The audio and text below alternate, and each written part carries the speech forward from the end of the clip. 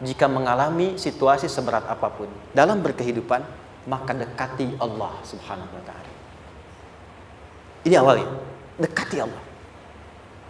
Apalagi kalau ada yang mengatakan ini nggak mungkin, ini nggak akan terjadi, ini nggak bisa. Kalau sudah ada tanda seperti itu tanda langsung dari Allah, supaya Anda diminta langsung mendekat kepada Allah dan tinggalkan semua makhluk.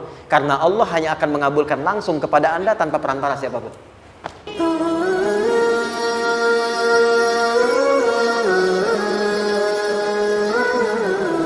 Jadi dalam kehidupan itu tidak akan berjalan sempurna seperti yang ingin kita rasakan.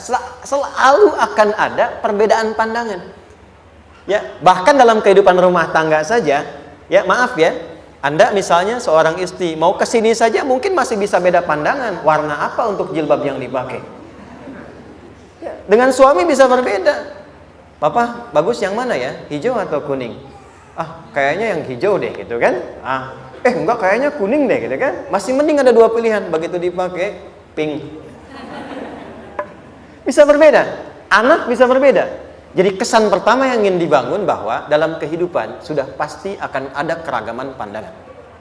Dan yang kedua, yang tidak normal, keragaman pandangan itu boleh jadi melahirkan tindakan-tindakan yang kontraproduktif. Mungkin akan mendapatkan celaan.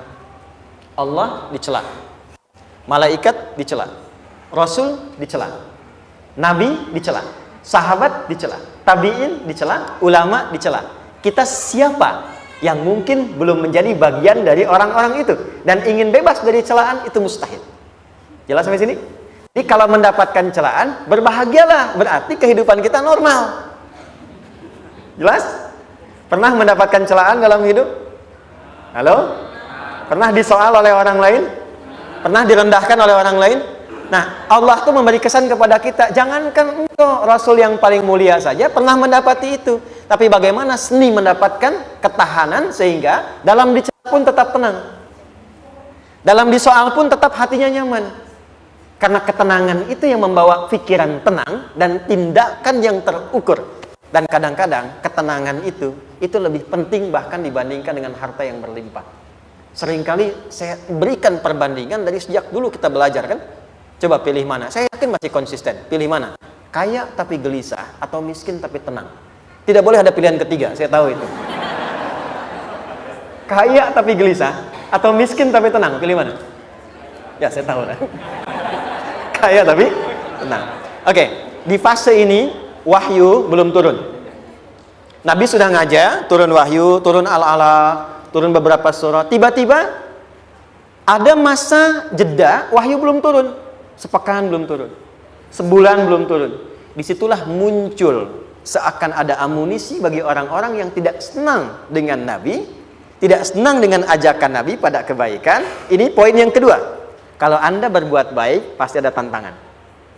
Ingat ya, kalau Anda berbuat baik, apapun itu, pasti ada tantangan. Yang menguji konsistensi kebaikan itu apakah serius untuk dilakukan atau tidak. Maka mulai muncul tuduhan. Lihatlah Muhammad dari ditinggalkan sama Tuhannya. Tuh Muhammad dah gila tuh, naik turun bukit, naik turun lagi, kayak orang bengong. Muhammad udah ada beban di pundaknya. Jangankan umatnya, Rasulnya saja yang mengklaim Rasul punya masalah katanya, ya kan? Dan ditinggalkan Tuhannya, kok masih mau ikut Muhammad? Maka dalam keadaan itulah kemudian ditunggu, naik turun, turunlah kemudian dua surah sekaligus, surah 93, surah 94, yaitu surah Ad-Duha dan Al-Insyirah.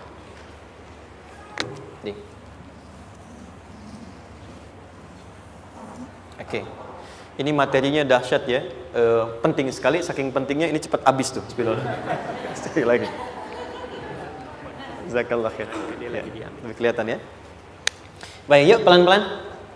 Jadi turunnya surah Ad-Duha dan surah Al-Insyirah, hikmahnya satu atau fungsinya satu, memberikan petunjuk bagaimana mengatasi satu persoalan sesulit apapun, tapi masih dapat menghadapinya dengan keadaan yang tenang. Satu surah ini atau dua surah ini diturunkan untuk membimbing setiap hamba menuju kepada ketenangan hati. Dua,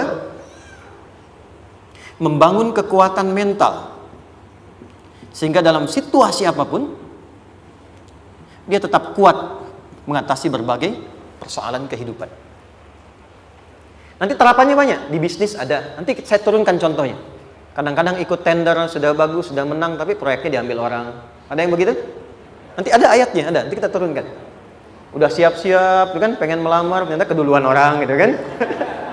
Udah siap-siap, pengen dapat ini, mau lulus, ternyata nilainya nggak seperti yang diharapkan. Muncul, ada, selalu ada demikian. Nanti kompleksitasnya banyak. Tapi dua surah ini, kalau kita bisa kuasai artinya dengan baik, pahami dengan benar, maka akan ada sesuatu yang beda yang terasa dalam jiwa kita dan kesiapan mengatasi setiap persoalan dalam kehidupan. Yuk kita baca dulu ya, supaya dapat keberkahannya dari dua surah ini. Saya bacakan, Anda ikuti ya. A'udzu billahi minasy syaithanir rajim.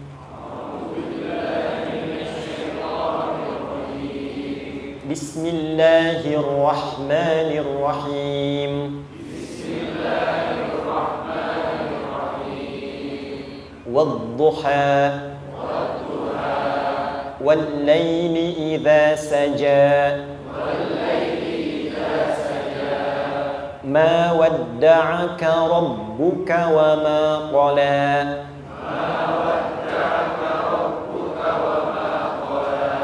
ma wadda'aka rabbuka wa ma qala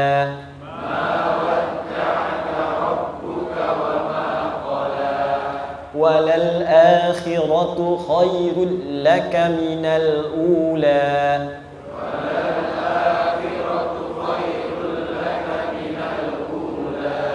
wala sawfa yu'tika rabbuka fatarda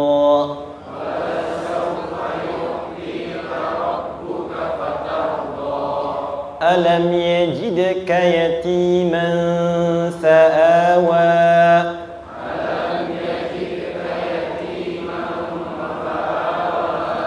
ووجدك ضالا فهدى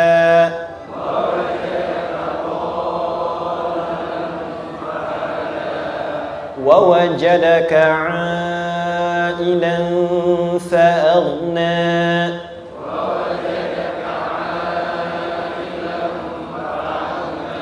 فأما اليتيم فلا تقهر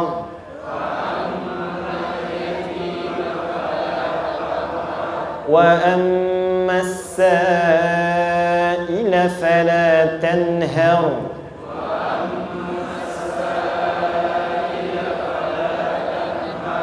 وأما بنعمة ربك فحدث.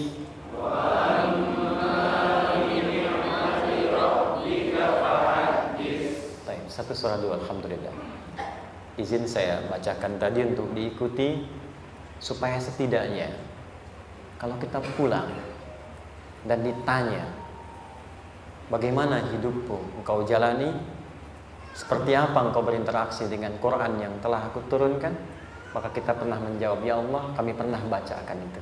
Jangan pernah kita berkehidupan sampai wafat dan tidak pernah berinteraksi dengan Quran walaupun sekedar membacanya. Wadduha, aku bersumpah, setiap huruf waw yang berada di awal kalimat di satu surah itu makna utamanya berarti sumpah. Ya, qasam, sumpah. Seringkali diartikan demi, ya. Wal asri, demi masa. Wal fajri, demi waktu fajar. Wal laili, demi malam. Intinya sumpah. Sebentar, pelan-pelan. Kalau Allah menyampaikan sesuatu kepada kita, yakin tidak? Saya ulang, yakin tidak? Serius? Hah? Kalau yakin, kenapa tidak dilakukan? Ya, itu pertanyaan besar ya. Baik, kalau Allah menyampaikan, tidak bersumpah pun harusnya kita yakin. Tapi kalau Allah bersumpah dalam kaidah ilmu tafsir, berarti ada sesuatu yang sangat penting, yang saking pentingnya akan sangat dibutuhkan oleh setiap hamba, sehingga diminta setiap hamba itu fokus menyimak apa yang mau disampaikan. Bahkan saking pentingnya menyimak itu, Allah bersumpah. Jelas? Jadi kalau teman-teman menemukan di Quran ada ayat dibuka dengan sumpah, berarti ada kasih Allah yang tinggi yang akan disampaikan di ayat itu sampai meminta kita fokus untuk menyimaknya. Ad-duha, untuk memudahkan maknanya, teman-teman kalau waktu duha itu jam berapa ya?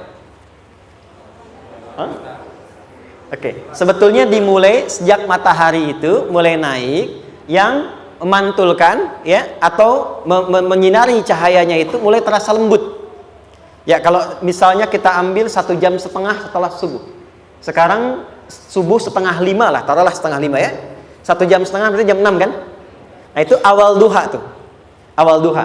Sampai ke pertengahan kurang lebih 9:30 jam 10. Akhir duha jam 11 sampai menjelang ke zuhur. Awal duhanya disebut dengan syuruk namanya. Syuruk. Jadi syuruk itu awal duha. Kalau sudah jam 6 ada cahaya matahari ya. Enak nggak ke tubuh kita itu? Nyaman nggak? Jam 8 enak nggak kalau berjemur ya? Jam 9 enak ya? Nah, ini kata kiasan dalam bahasa Arab. Kalau kita merasakan sesuatu yang enak, nyaman, memberikan manfaat yang banyak, itu orang Arab sering memberikan kiasan dengan waktu-waktu tertentu. Di antaranya duha. Jadi kalau kita menemukan kalimat duha, jangan langsung diartikan ke waktu duhanya. Boleh jadi yang diinginkan adalah makna di balik itu, yaitu semua kenikmatan dan kenyamanan yang didapatkan. Cara mengartikan ini, wadduha, aku bersumpah kata Allah, ya Muhammad, demi semua kenikmatan yang kau rasakan dalam hidup, seperti engkau merasakan kenikmatan cahaya duha itu. Jelas? Wal laili idza saja, dan aku bersumpah, al-lail, lail itu apa?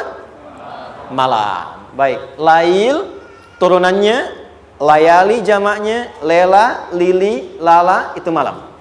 Jadi kalau ada ibu leli, ibu malam-malam ya. Lail. Oke. Lail itu malam. Malam gelap nggak? Gelap. Tapi kalau gelapnya gulita, tidak ada cahayanya, gelap betul gitu. Gelap ya. Misalnya sedang kita dapati misalnya satu momentum padam lampu, padam semua, dan pas gerhana misalnya gelap sekali. Nah itu bahasa Arabnya disebut dengan saja namanya. Ya, saja. Wal laili idza saja. Dan malam apabila telah gulita. Zaman Nabi kan gak ada lampu ya, belum ada PLN ya, dan seterusnya. Jadi gelapnya betul-betul gelap. Saya mau tanya sebentar, biasanya kalau situasi gelap itu mudah nggak menemukan benda tertentu? Melangkah mudah atau sulit? Tidak mudah untuk dilakukan kan? Dalam bahasa Arab, kalau kita ingin mengungkapkan satu kegamangan yang luar biasa, sampai kita merasakan gelap dan sulit melangkah, bukan hanya karena nggak ada cahaya, mungkin karena ada pekerjaan tertentu yang menyulitkan, masalah tertentu yang menyulitkan, sehingga merasa seakan-akan kita tuh gelap. Makan nggak enak, melangkah susah. Pernah nggak merasakan situasi yang saking beratnya satu beban itu seakan-akan makan nggak mau, melangkahnya berat, ada vertigo, kadang-kadang pusing. Pernah merasakan itu? Itu bahasa Arabnya, wal-laili idza saja. Perhatikan kalimatnya, ya Muhammad sallallahu alaihi wasallam, aku bersumpah demi semua kebahagiaan dan kenikmatan yang engkau pernah raih seperti merasakan kenikmatan cahaya duha. Dan mungkin persoalan hidup yang pelik yang membuat engkau merasakan kesulitan, seakan-akan merasa di suasana gelap yang gulita.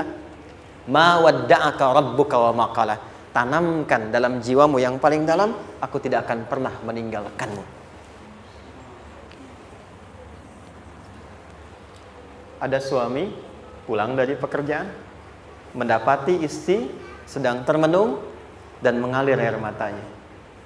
Tiba-tiba suaminya datang mengatakan, hangat sekali pada istrinya, di sampingnya membelainya dan mengatakan, "Ma, demi semua suka yang pernah kita lalui bersama, dan demi duka yang mengalirkan air matamu saat ini pun, tanamkan dalam hatimu yang paling dalam, Papa akan selalu bersama Mama dalam setiap situasi itu." Kira-kira para ibu merasakan itu bagaimana perasaannya?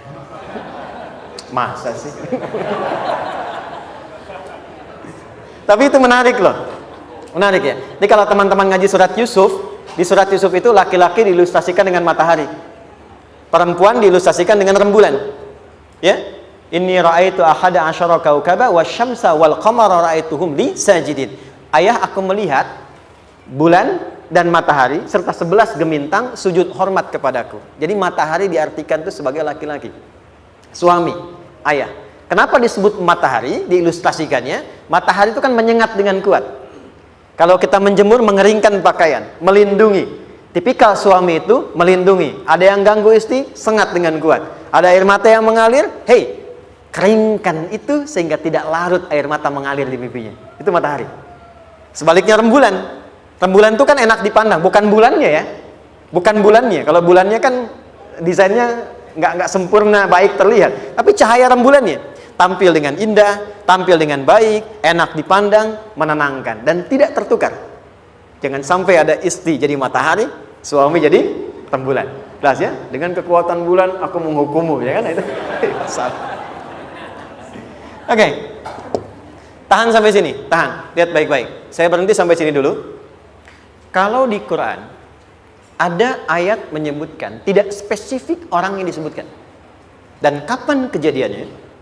Maka peristiwa itu akan terjadi dan dialami oleh kemungkinan generasi berbeda di setiap masa dengan tokoh berbeda tapi perasaan yang serupa. Sebaliknya, kalau disebutkan namanya, jelas identitasnya, kapan kejadiannya, maka peristiwa itu hanya akan menimpa orang tersebut dan tidak akan dialami lagi orang lain setelahnya. Saya tanya dulu yang akhwat, yang perempuan, kenal Maryam? Kenal, bagus. Kenal di mana? Maryam anaknya Imran, mengandung, melahirkan Isa alaihissalam, Yesus Mesias, tanpa disentuh laki-laki manapun. Dan di Quran identitasnya disebutkan langsung, Maryam binti Imran, wa Maryam ibnata Imran. Ini menunjukkan kesan bahwa yang mengandung dan melahirkan tanpa disentuh laki-laki manapun, itu hanya Maryam anaknya Imran. Ingat ya, mengandung, melahirkan tanpa disentuh laki-laki manapun. Bukan mengandung, melahirkan tanpa suami, kalau itu banyak dia. Ya, mengandung, melahirkan tanpa disentuh laki-laki manapun. Hanya Maryam binti Imran. Tapi kalau nggak disebutkan siapa orangnya, kapan kejadiannya, tidak detail disebutkan, ini artinya situasi itu akan dialami kembali oleh orang di masa depan dengan generasi yang berbeda, tapi substansi yang sama. Pertanyaannya, pernahkah kita mengalami situasi yang sulit sampai seakan merasa gelap? Nah, baik, maka adab yang pertama, jika mengalami situasi seberat apapun dalam berkehidupan, maka dekati Allah Subhanahu wa ta'ala.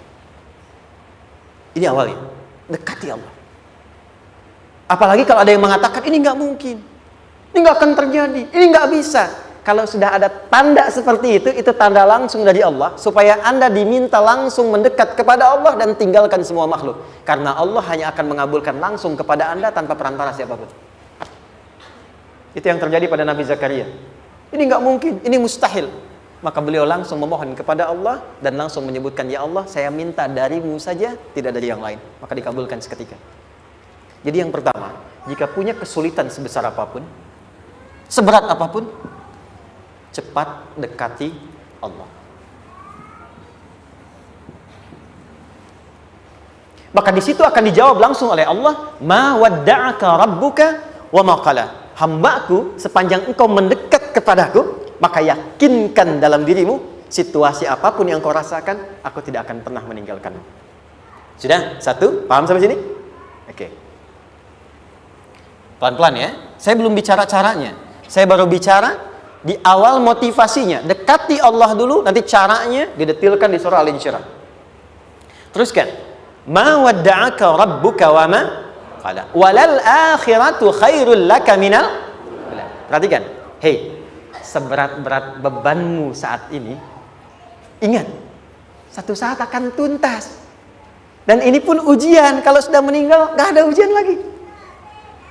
Dan nanti kehidupan yang sekarang, apapun yang kau pertentangkan, perdebatkan, perselisihkan, itu semua akan ditinggalkan. Jadi ternyata Allah mengungkap hakikat kehidupan dunia. Apapun yang diperselisihkan, tuh unik ya. Orang berselisih pada yang akan ditinggalkan. Aneh nggak? Ada orang berebut makanan, ya kan? Rebutan sampai berkelahi dan sebagainya. Pada akhirnya, makanan yang diperebutkan itu pun akan ditinggalkan. Yang ini meninggal, itu meninggal. Jadi memperebutkan sesuatu yang pada akhirnya akan berakhir. Kata Allah, Allah sampaikan, jika Anda mengalami situasi, sesuatu yang mungkin membuat berat, tanamkan pada jiwa kita, hei, yang aku kejar-kejar ini, boleh jadi aku akan tinggalkan juga. Kenapa aku harus menangisi dan larut pada sesuatu yang tidak abadi? Maka Allah hibur kita dengan mengatakan, kamu tenangkan diri dulu.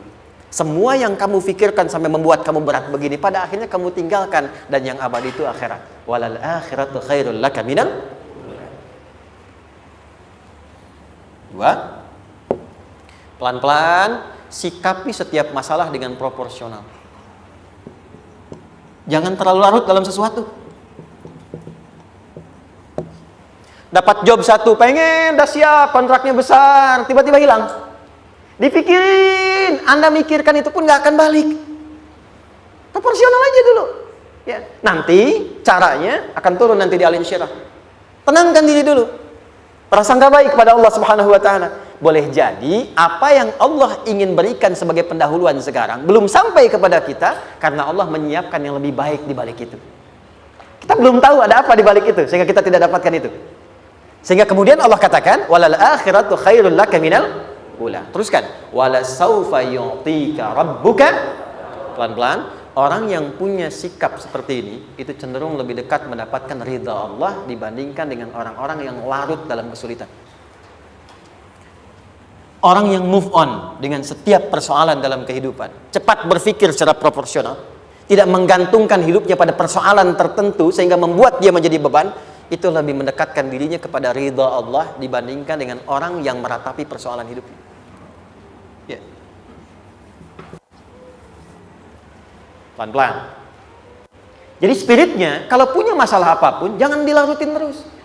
Gak usah diratapi, cepat move on. Berpikir lagi, rencanakan lagi. Nanti, detailnya ada di Al Insyirah. Tapi poin besarnya, janji Allah mengatakan, kalau Anda bisa move on, proporsional, maka yang dijanjikan oleh Allah, di situ Allah percepat datangnya ridha Allah Subhanahu wa taala. Kalau ridha Allah sudah datang, maka akan dua yang diberikan. Pertama kali, ketenangan di dalam jiwa, dan yang kedua, kemampuan untuk berikhtiar lebih baik mencapai apa yang diinginkan. Satu, kalau ridha Allah sudah diberikan pada seorang hamba, yang pertama diberikan ketenangan dalam jiwa. Bukan dunianya dulu. Bukan apa yang Anda ingin harapkan dulu. Pengen sesuatu, ya, pengen materi, pengen kedudukan, pengen lulus anaknya ujian, ya kan? Tiba-tiba terjadi sesuatu, diratapin, alih-alih meratap, alih-alih membuat status, alih-alih menyulitkan diri, kata Allah, terima dulu proporsional. Setelah itu dekatkan diri kepada Allah, turun ridha Allah, begitu turun yang pertama diberikan ketenangan kepada hati. Tenang dulu. Kalau sudah tenang, nanti dibimbing menyelesaikan apa yang sedang dihadapi itu. Itu poin yang ketiga. Pelan-pelan. 4. Kita masuk ke detail sekarang. Perhatikan baik-baik. Ini yang paling menarik. Alam yajidka yatiman fa'awa. Muhammad SAW, bukankah dulu engkau yatim? Punya banyak masalah? Aku selesaikan juga.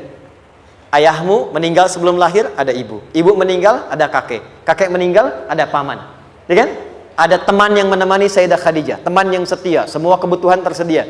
Artinya Pak, perhatikan baik-baik. Kalau Anda punya masalah sekarang, jangan sampai melupakan yang dulu-dulu pun pernah tuntas Allah selesaikan.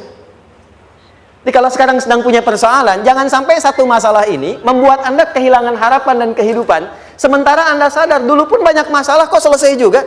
Kenapa dengan yang satu ini kita harus jatuh? Sekarang usia berapa? 20, 30, 40, 50. Sekarang usia 50 tahun, ada masalah, baru 5 menit datang sudah merasa jatuh. Yang 50 tahun ke belakang yang banyak selesai itu kita nilai atau tidak? Maka kata Allah, seperti yang dulu pernah aku selesaikan ribuan masalah itu, yang sekarang pun mudah aku tuntaskan. Jelas? Nah, secara psikologi, orang-orang yang selalu bertindak seperti itu akan selalu punya harapan lebih tinggi untuk menyelesaikan persoalannya.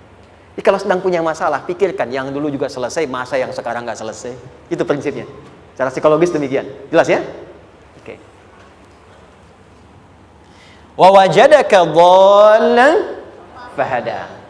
Muhammad, dulu engkau pernah mengalami melihat masyarakat banyak berbuat yang tidak baik, aku berikan petunjuk.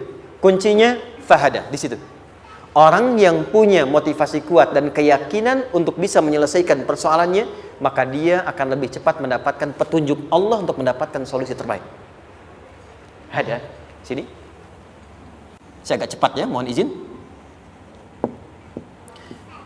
Wa wajadaka 'ailan fa'aghna. Bahkan, maaf, bukan sekedar selesai, kalau perlu saya bikin kaya, kata Allah. Aghna itu kalau ilmunya luas. Kalau harta, hartanya banyak. Kalau kedudukan, kedudukannya tinggi. Hei, engkau yang sedang mengejar kedudukan, aku tahan sebentar karena ada yang nggak bagus untukmu di sini. Tapi kalau kamu terima, aku angkat itu lebih daripada apa yang kamu harapkan. Kamu pengennya bintang 2, aku naikkan sampai bintang 4. Kalau perlu 5 sekalian. Hei, kamu yang ingin kampus di sini, aku tahan. Bahasa kamu nggak lulus, kamu nangis, kamu mengadu, kamu datang pada orang tuamu. Orang tua mulai protes, mulai curhat, macam-macam. Terima dulu. Mungkin di sini ada yang tidak baik, seperti doa ibumu yang sering memohon, ya Allah, jangan sampai anakku berbuat yang salah. Jangan sampai terjebak narkoba. Jangan sampai terbawa tawuran. Di sini ada yang kurang tepat untukmu. Kalau kamu ridha, kamu terima, kamu proporsional, bahkan aku pindahkan ke kampus yang lebih baik yang tidak kamu bayangkan sebelumnya.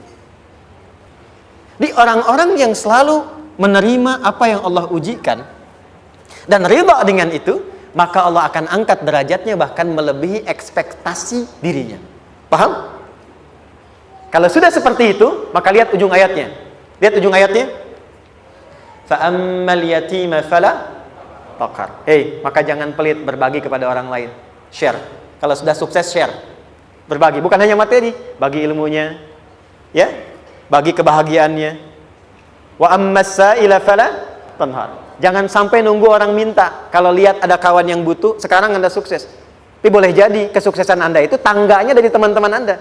Kalau sudah teraih ke atas, lihat lagi anak tangganya ke bawah. Ajak teman, jangan ditunggu minta. Ajak, bawa dia, berikan peluang. Jangan sampai dia minta, apalagi Anda bentak-bentak. Aku kan yang dulu bantu kamu. Jangan sampai keluar kata-kata itu. Kamu bisa naik di atas karena aku kan yang dulu bantu kamu. Kamu bisa jadi pemeran utama karena aku yang rekomendasikan. Karena aku yang dorong kamu, misal. Jangan sampai keluar kata-kata itu. Apalagi langsung keluar, tidak. Ini karena ilmuku saja misalnya. Kalau itu bisa dilakukan dengan baik. Lihat ujungnya. Wa amma bi ni'mati rabbika fahaddits. Maka semua nikmat yang dirasakan akan mudah untuk diimplementasikan dan disyukuri. Jadi semua nikmat itu bukan cuma dirasakan. Jadi membagi semua nikmat itu adalah rasa terbaik untuk menikmatinya. Maaf ya, Anda kalau punya makanan, dimakan sendiri. Dengan dibagi sama-sama, kira-kira rasa nyamannya yang pertama atau yang kedua? Kedua. Makan sendiri, enaknya sendiri kan? Tapi ketika ada teman berbagi dan tahu, oh enak ya, nyaman ya, ada kebahagiaan, ada ngobrol, ada tertawa, ada kebersamaan, itulah inti nikmat yang sesungguhnya. Wa amma bi ni'mati rabbika. Ternyata masalah yang diberikan bukan ingin memberikan beban, tapi ujungnya, endingnya supaya Anda bisa mendapatkan nikmat berkualitas yang bisa dibagi.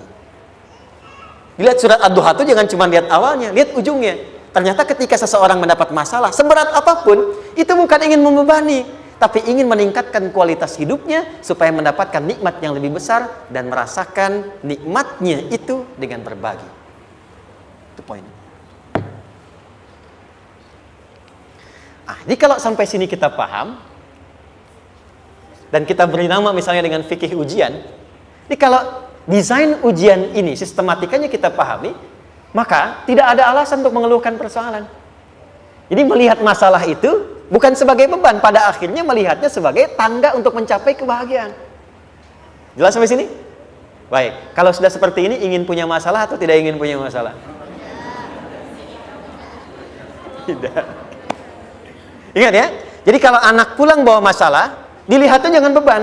Oh, Allah ingin menaikkan kualitas pada anak saya, yang dengan itu menjadikan ia mendapatkan nikmat yang belum pernah didapati. Kalau rumah tangga sedang ada masalah, jangan banyak diperseterukan, tapi direnungkan sejenak. Oh, Allah ingin meningkatkan kualitas rumah tangga ini, sehingga kita bisa mendapatkan nikmat yang tidak pernah didapati sebelumnya. Makanya nikmat berumah tangga itu yang terbesar, selalu bertambah ketika menyelesaikan masalah. Silahkan cek. Kalau sedang ada masalah berseteru kan? Tapi setelah selesai kan jadi lebih nikmat ya? Ya? Lebih senang lagi, lebih cair lagi, lebih bahagia lagi, lebih mendukung lagi. Ternyata ada nilai-nilai kebaikan yang tersimpan yang belum disadari sepenuhnya. Pertanyaannya, kadang-kadang mudah diucapkan tapi tidak mudah mempraktekkan. Bagaimana itu semua bisa ditempuh dengan baik sehingga ketika mengalaminya kita bisa tenang menghadapinya. Maka turunlah surah Al-Insyirah. Saya cepat.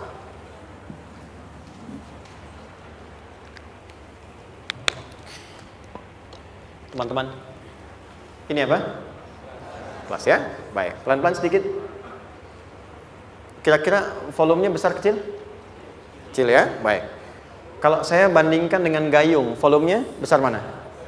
Gayung ya? Baik. Kalau ini saya perlebar, sehingga bisa memasukkan apapun ke dalamnya, itu bahasa Arabnya disebut dengan insyirah namanya. Jelas?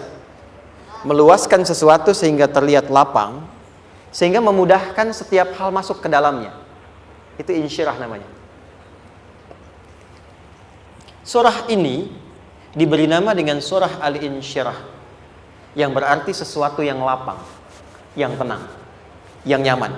Yang diharapkan dengan keadaan hati yang lapang, nyaman, tenang itu, segala persoalan yang dihadapi dalam kehidupan akan mudah diterima dan tidak berdampak besar dalam menyikapinya. Maka bagaimana kemudian Allah memberikan turunan-turunan petunjuk supaya apa yang diharapkan ini bisa tercapai? Satu, izin mengilustrasikan, saya kasih cerita sebentar. Ada seorang anak muda, kisah ini sangat viral, hampir setiap kita bisa mendapatinya. Datang kepada seorang kakek tua di sisi danau yang jernih sekali airnya. Dia berkeluh kesah tentang persoalannya. Dia katakan, saya punya masalah begini. Berat sekali terasanya. Kakek itu kemudian permisi, dia hanya membawa 2 genggam garam. Kemudian beliau bawa 1 gelas, ilustrasinya seperti ini. Dimasukkanlah kemudian garam itu ke gelas itu. Lalu diambil 1 gelas air yang jernih tadi, dengan garam segenggam. Kata beliau, minum. Pemuda itu mengatakan, wah, asin, minum aja dulu. Lalu ketika diminum, langsung ditumpahkan. Dia muntahkan asin katanya. Lalu setelah itu kakek yang tadi melepaskan segenggam sisanya, dilempar ke danau tadi yang luas. Lalu diambil lagi dengan gelas yang sama. Sekarang minum. Bagaimana rasanya? Segar, enak, nyaman. Itulah hatimu. Kalau hatimu sempit sesempit gelas ini, maka masalah sekecil apapun akan selalu menghadirkan kesulitan seperti engkau menelan garam tadi. Tapi kalau hatimu luas, sebesar apapun masalah, tidak akan pernah berdampak pada dirimu kecuali engkau mampu menyusun rencana untuk mengatasinya. Kelapangan hati yang membuat diri kita mampu menerima persoalan apapun, itu yang disebut dengan insyirah. Makanya dulu tahun 90-an ada sinetron Hati Seluas Samudra gitu ya. Saya pernah tahu itu. Sama anaknya diapa-apain juga, masih aja ya menerima gitu. Dulu siapa ya? Jeremy Thomas dan lain-lain ya. Saya kira ada itu. Ya, saya kira itu ya. Saya pernah lihat sejenak ya. Saya jarang-jarang nonton itu. Pernah lihat aja. Saya senang riset. Jadi kalau riset itu ada riset dakwah, ada riset materi. Saya teman-teman yang musik gitu ya. Saya tidak terlalu dekat dengan musik karena saya di Quran gitu. Tapi untuk mengetahui hukum musik itu bagaimana, saya riset. Sampai ke notasi saya tahu. C, D, F, G, A, B, C, G, A, B, C, D, F, G, D, F, G, A, B, C, D, A, B, C, D, F, G, A, F, G, A, B, C, D, E, B, C, D, E, F, G, Ais, B, F, G, Ais, B, C, D, Ais, Fis, C, D, Ais, B, G, Ais, B, Cis. Gitu kan ya? Ya? Tapi kalau diminta piano, gitar, ini saya nggak bisa. Ya, tapi untuk menentukan hukum, nah kita bisa paham gitu. Misalnya boleh nggak baca Quran pakai langgam Jawa gitu kan? Nah hukumnya apa? Nanti dari teori itu muncul. Ya, paham ya? Nah, oke, balik sini. Perhatikan baik-baik. 1, saya agak cepat. Ini ditafsir langsung turun Al-Insyirah. Yang pertama, alam nashrah laka sadrak wa wada'na anka wizrak alladhi anqadha dhahrak. Tahan sampai sini dulu, 3 ayat. Saya mulai dari ayat kedua dan ketiga. Perhatikan baik-baik. Wa wada'na anka wizrak alladhi anqadha dhahrak. Artinya apa? Artinya satu beban yang diletakkan di pundak yang berpengaruh kepada semua bagian tubuh. Kita pernah melakukan atau melihat yang angkat beban ya? Beban kan semakin berat diangkat, semakin terasa ke bagian-bagian tubuh ya, ke semuanya. Nah, itu namanya wizrak alladzi anqadha dhahrak.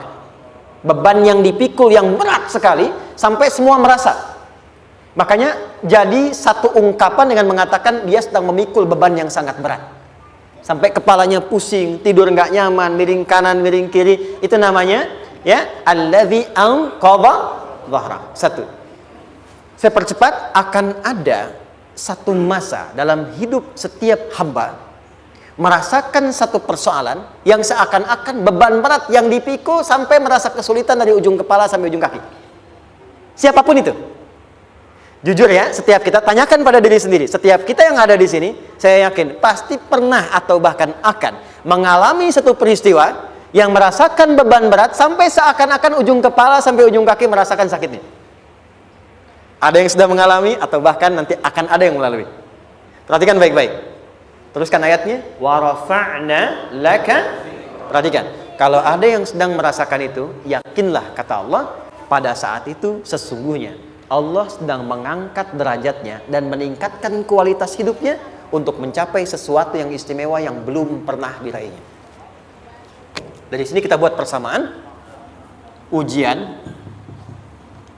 Perhatikan. Berbanding lurus dengan harapan, banding lurus dengan solusi nanti pada akhirnya.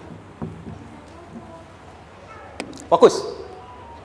Lulus di sini, insya Allah setiap persoalan akan lebih mudah untuk diatasi.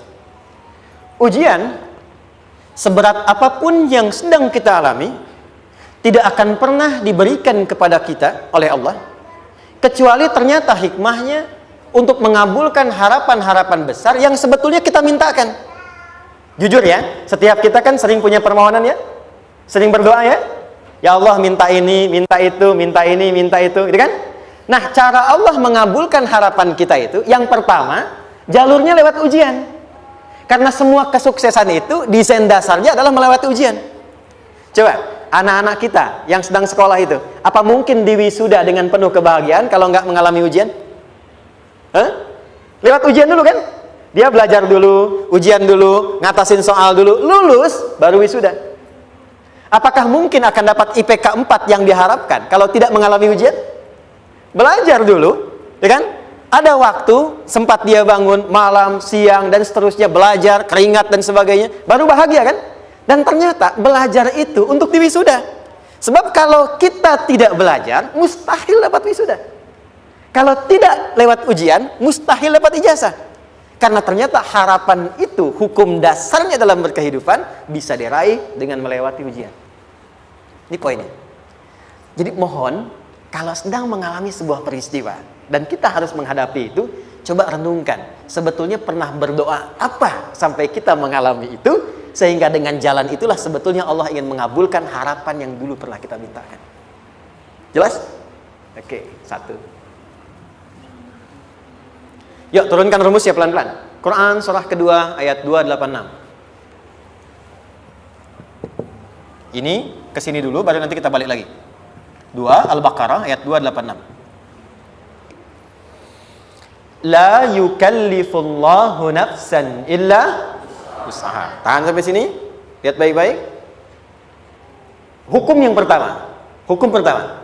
Allah tidak mungkin menguji seorang hamba di luar batas kemampuannya. Jadi kaidah yang pertama tadi, kalau kita sedang diuji, sebetulnya ada harapan dan doa yang pernah kita mohonkan dan Allah ingin mengabulkan itu, jalan pertama adalah ujian. Tapi adilnya Allah, tidak akan pernah kita diuji kecuali sesuai dengan kemampuan kita. Jadi kalau nggak mampu, nggak mungkin diberikan ujian. Ingat ya? Kalau tidak mampu, tidak mungkin diberikan ujian. Artinya, harapan yang kita mohonkan pun akan sesuai dengan kemampuan kita. Jadi kalau kita minta sesuatu, nggak mungkin bisa menggunakannya, nggak akan dikasih. Nah, balik ke sini, untuk memberikan ketenangan kepada hati kita, kalau sedang menerima persoalan, setelah kita mengatakan, oh ini mungkin ada harapan yang ingin saya dapatkan, jalannya lewat sini. Untuk memberikan ketenangan kepada hati, begitu persoalannya tiba, langsung katakan pada diri kita, saya pasti bisa menjalaninya. Mustahil saya diuji kalau nggak mampu menjalaninya. Itu bahasa singkatnya. Ingat ya? Kalau ingin mudah menyelesaikan persoalan, kata Quran, setiap ada ujian, langsung katakan pada hati kita, insya Allah bisa. Nggak mungkin saya diuji kalau saya nggak sanggup. Jelas? Dan tanamkan itu pada hati yang paling dalam. Ini nggak mudah. Kalau cuma disimpan di pikiran, jadi beban. Tapi kalau Anda tanamkan dalam hati, seberat apapun masalahnya, pasti saya sanggup, pasti saya bisa. Pernah lihat dulu ada acara 90-an Benteng Hattori? Oke? Benteng Takeshi ya? Takeshi ya, gitu kan artinya kan bisa jawab ya. Saya tahu Ninja Hattori mendaki gunung lewati lembah ya tahu ya. Son Goku, Son Gohan, apa? Saya tahu itu. Son Goku, Kamehameha, Piccolo itu yang nulisnya Suzuki Watanabe, saya tahu itu. Benteng Hattori, balik lagi ya. Benteng Takeshi ya. Puncaknya kan main pakai itu kan, pakai tank ya dan sebagainya. Tapi pernah ingat gak satu episodenya itu? Begitu akan bertarung, kan selalu ada motivator di sampingnya itu mengatakan, ayo kamu bisa, gitu kan? Wah, namanya. Dia nggak ngaji Quran tuh, kita punya ayatnya. Pernah nggak? Buka lagi ya dulu ya. Oke. Korea, kenapa bisa nyusul Jepang? Salah satunya, waktu Jepang itu maju, setiap di Korea itu ditanamkan dari mulai anak-anak TK-nya.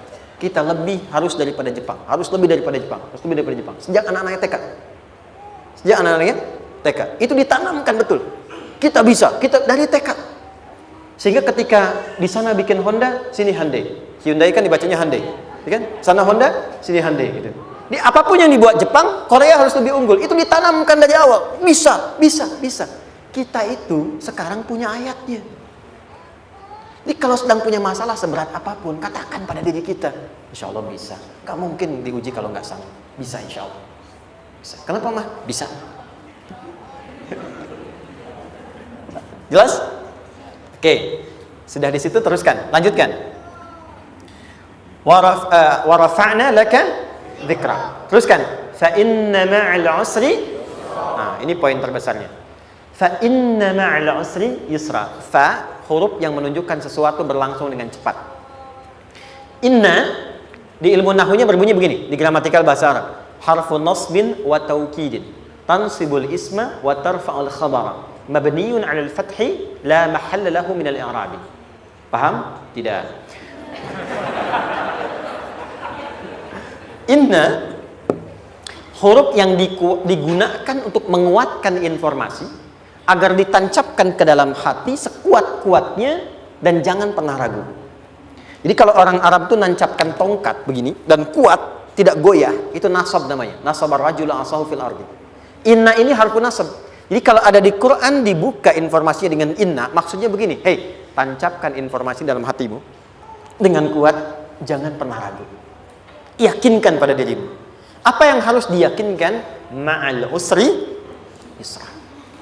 Inna ma'al usri yusra. Usrun sama dengan yusrun. Lari ke sini. Oke. Apa artinya usrun? Sulit. Oke. Sulit itu ada dua. Ada sa'bun, ada usrun. Kalau kesulitan yang relatif, kata si A sulit, si B mudah, itu sa'bun namanya. Contoh, kata si fulan, bahasa Jepang susah. Padahal kata yang lain tidak. Saya ke Jepang, anak-anak kecil begini bisa bahasa Jepang gitu kan. Bagi mereka mudah gitu ya. Saking mudahnya gitu. Kata shiwa gitu. Anak-anak kecil, bagi mereka mudah, bagi kita belum tentu. Itu sa'bun. Innal lughatal yabaniyah sa'bah. Relatif. Tapi kalau kesulitan yang sifatnya mutlak, semua orang mengatakan sulit. Maaf, bawa mobil, sulit atau mudah? Bukan mengendarai ya, bawa mobil, bawa. Sulit ya? Sulit ya? Baik, sepakat sulit semuanya. Nah, itu dalam bahasa Arab dikenal dengan usrun. Kesulitan yang semua sepakat bahwa itu susah. Sulit, semua sepakat. Dan ketika ada orang bicara, aku sedang punya masalah begini. Semua mengatakan, wah itu nggak mudah, itu nggak mudah. Itu usrun namanya.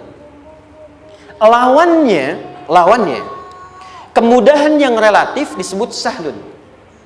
Tapi kemudahan yang semua sepakat bahwa itu mudah, itu yusrun namanya. Mengangkat spidol, semua mengatakan mudah, ringan. Itu yusrun namanya. Perhatikan, Allah tidak memasangkan sa'bun dengan sahlun, tapi memasangkan usrun dengan yusrun. Orang-orang yang punya keyakinan kuat, setiap persoalan itu akan selesai. Dan dia mengatakan pada dirinya, aku bisa melewatinya. Maka, perhatikan kalimatnya kata Quran. Inna ma'al usri yusran. Sesulit apapun masalah yang sedang dia alami, maka Allah akan datangkan solusi semudah-mudahnya yang bisa dia nikmati. Dengan kata lain, kalau kita bawa ke bahasa psikologi, Kalau sedang menghadapi persoalan seberat apapun, selain kita mengatakan ini pasti bisa saya lalui, saya insya Allah sanggup mengatasinya, katakan pada diri kita, ini pasti selesai, pasti ada solusinya, pasti mudah. Katakan, walaupun memang solusinya belum datang, tapi tenangkan pada diri kita dengan mengatakan inna ma'al usri yusra. Bahasa psikologinya, katakan pada diri kita, ini pasti selesai. Gak mungkin gak selesai, pasti ada solusinya, pasti mudah. Itu lebih memberikan harapan pada diri kita untuk menuntaskan persoalan dibandingkan dengan meratapinya. Jelas? Teruskan, fa inna ma'al usri. Kalau masih ragu kata Allah, katakan lagi sekali lagi sampai hati kita merasa nyaman. Jadi kalau sedang punya persoalan seberat apapun, tanamkan pada diri kita, pasti selesai. Belum nampak, insya Allah pasti selesai. Gak mungkin diuji kalau gak ada solusi. Itu lebih memberikan harapan. Setelah itu, fa'idha faraghta, mitigasi masalahnya, mitigasi persoalannya. Tuliskan, ini masalahnya apa? Rumah tangga. Apa saja misalnya, dia ada suami, ada istri, ada anak-anak. Masalah ada di mana? Kadang-kadang benangnya jadi kusut karena satu-satu gak segera diselesaikan. Maka kata Al-Quran, fa'idha faraghta, satu-satu mitigasi dulu. Satu masalah di sini, lihat di suami, lihat di istri. Kalau pekerjaan, masalahnya apa? Sebelum bercabang kemana-mana, petakan. Apakah rekanannya? Apakah relasinya? Apakah kemampuannya? Apakah manajerialnya? Apakah marketingnya? Mitigasi, kotaki semua, selesaikan satu-satu. Setelah itu, apa yang dilakukan? Wa ila rabbika, tawakal sepenuhnya kepada Allah untuk menentukan hasilnya. Tawakal itu yang paling mahal.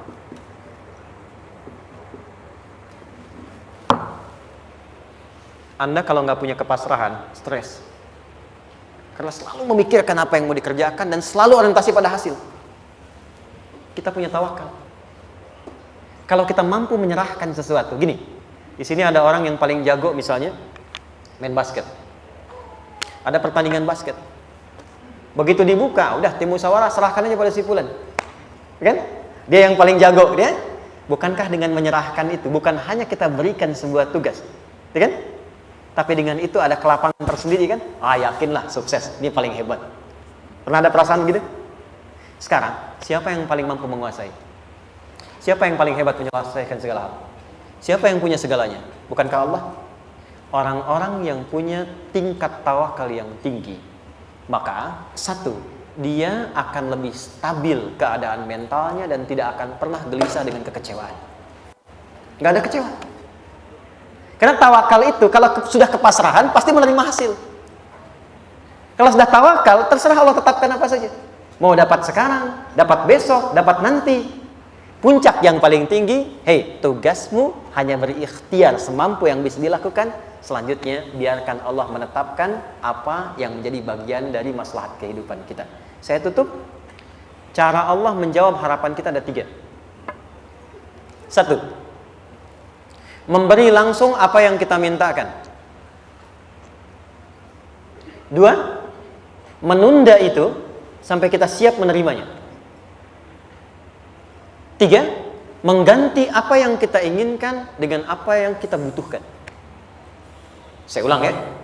1. Memberi langsung apa yang kita mohonkan. Misal, ya Allah saya ingin A misalnya, anak saya pengen ke ITB. Tapi nggak mungkin tiba-tiba langsung masuk ITB kan? Pasti lewat ini dulu kan? Ada ujian dulu, ikut tes dan seterusnya diterima sesuai. 2. Kadang menunda sesuatu sampai dia sanggup menjalaninya. Anda punya anak usia 5 tahun, pengen diberikan motor, Anda mampu untuk memberi motor, dikasih nggak? Tidak. Sampai dia sanggup mengendarai motor, baru Anda berikan. Terkadang ada yang kita minta sekarang, tidak didapati sekarang. Tapi ternyata tahun depan kita dapat. Kita harus sadar bahwa anugerah yang kita dapatkan tahun depan itu sebetulnya adalah hasil doa kita di tahun ini. Pernah dengar nggak kisah viral? Nabi itu berdoa, baru dikabulkan setahun setengah. Setahun 6 bulan. Padahal itu Nabi loh. Kiblat pertama kita kemana? Palestina kan? Baitul Maqdis kan? Nabi berdoa, mohon terus nengok ke langit. Al-Baqarah 144, minta, jawabannya turun setelah setahun setengah, setahun 6 bulan. Ada yang mengatakan di tafsir setahun 8 bulan, baru dikabulkan setelah setahun setengah. Padahal kurang soleh apa Nabi? Nabinya siap, mungkin umatnya yang belum siap. Nabinya siap, tapi ada tantangan di masyarakat yang tidak mudah, yang mungkin bisa meruntuhkan dakwah. Baru dikabulkan setahun setengah. Ketika semua umatnya sudah bisa siap menerima itu. Boleh jadi, apa yang diminta orang tua sekarang, terkabulnya mungkin belasan puluhan tahun pada anaknya yang nomor sekian. Tahu Imam Syafi'i? Imam Syafi'i itu kan nama aslinya Muhammad. Bapaknya Idris. Kakek yang ke atas, yang ketiga namanya Syafi'i. Kenapa disebut Imam Syafi'i? Dinisbatkan pada kakek yang ke atasnya. Ternyata kakeknya ini seorang ulama besar, saleh, memohon kepada Allah. Setiap di keturunannya ada yang bisa menggantikan lebih soleh, lebih baik lagi. Ternyata yang didapatkan bukan dari anaknya, tapi generasi keturunan yang kesekian. Anda belum sekarang bisa hafal Quran. Misalnya, Anda bermohon, berdoa, boleh jadi yang hafal, mungkin bukan di anak, bisa di cucu, bisa di bagian keluarga yang lain. Maka, terkadang tawakal itu tidak hanya memberikan hasil yang cepat, tapi memberikan keindahan yang terasa tertunda, tapi melengkapi kebahagiaan yang dirasakan. Penutupnya, boleh jadi minta ke ITB, diterimanya di Unpad. Minta motor, dapatnya mobil, kalau itu senang, luar biasa. Minta mobil, dapatnya motor, gitu kan? Ternyata, kadang-kadang desainnya yang terakhir, saya tutup, Allah mengabulkan apa yang kita butuhkan, bukan apa yang kita inginkan. Anak Anda sakit, dibawa ke dokter. Kata dokter, jangan dulu makan jeruk. Maka Anda pulang, dia minta jeruk. Anda berikan apel. Saya nggak mau apel, mah. Saya pengennya jeruk. Nggak apa-apa, nah. Ini apel rasa jeruk, misalnya kan. Anda berikan. Ternyata apa? Bukan ingin menyakiti dan tidak mengabulkan keinginan anak, tapi lebih memberikan apa yang dia butuh.